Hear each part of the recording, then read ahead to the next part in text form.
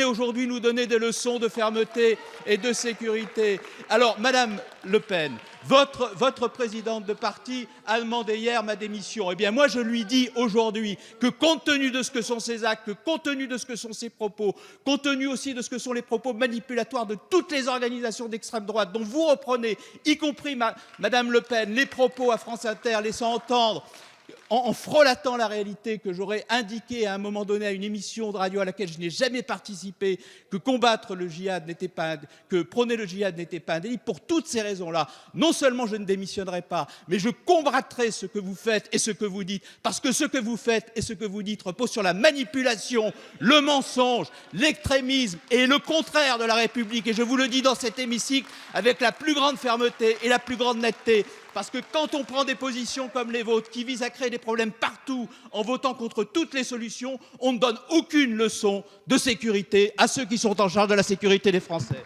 Donc permettez, Monsieur le Ministre, tout de même, d'exiger de vous un minimum de respect, voilà, de calme. Ne faites pas comme votre Premier ministre qui a la main qui tremble. Est-ce que vous me permettez de répondre? Monsieur Collard, on écoute le ministre. Non mais, Monsieur Collard, si ça... Moi, je comprends parfaitement que la réponse ne vous intéresse pas. Je m'assois si elle ne veut. Bah donc, laissez-moi la prononcer. Laissez-moi la prononcer. Pour ce qui Monsieur concerne... Carèche, s'il vous plaît, n'en rajoutez pas. Monsieur Collard, est-ce que je peux vous poser une question? Est-ce que vous pouvez m'indiquer quels sont les fondements en droit de la dissolution des associations extrémistes? Non, non, non, non, non. Précisément. Non, c'est pas du tout ça. Vous parlez encore une fois, je m'en rends compte, d'un sujet, c'est bien le signe.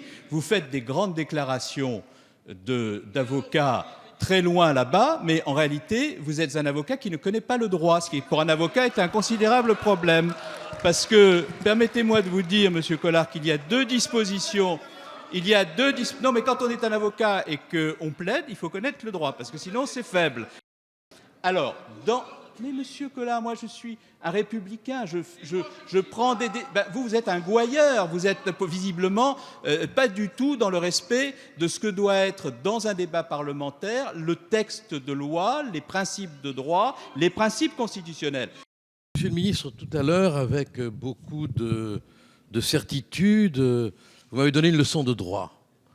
Je vous appelle à repentance, c'est pas bien grave, puisque vous devriez quand même savoir que la loi du 20 novembre 2015 permet de dissoudre les associations ou groupements de faits qui participent à la commission d'actes portant atteinte à l'ordre public.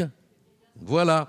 Alors, je comprends tout à fait le débat, je sais qu'on peut se laisser emporter, mais évitez de donner des leçons quand elles vous reviennent comme une petite fessée. Monsieur